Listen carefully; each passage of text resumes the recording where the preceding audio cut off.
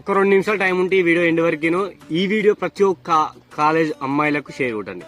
ఏంటంటే ముచ్చట MVP law college లో జరిగిన ఇన్సిడెంట్.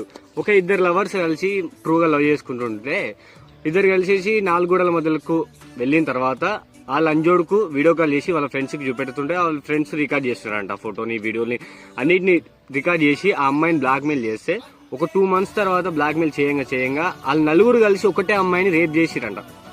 అతి దారుణంగా రేప్ చేసేసి బయటకు వదిలేసి ఏదైనా ఎవరికైనా చెప్తే అది కూడా వీడియో రికార్డ్ చేసుకుని బయట పెడతాం అది అని చెప్పారంట. అదృష్టం ఏంటంటే ఆ అమ్మాయి స్ట్రగ్లింగ్ లో ఉన్నప్పుడు ఆ విషయం వెళ్లి వాళ్ళ డాడీకి తెలిసింది. వాళ్ళ డాడీ వెళ్లి పోలీస్ స్టేషన్ లో కంప్లైంట్ చేయడం ద్వారా ఆ అమ్మాయి బతికిందని చెప్పుకోవచ్చు.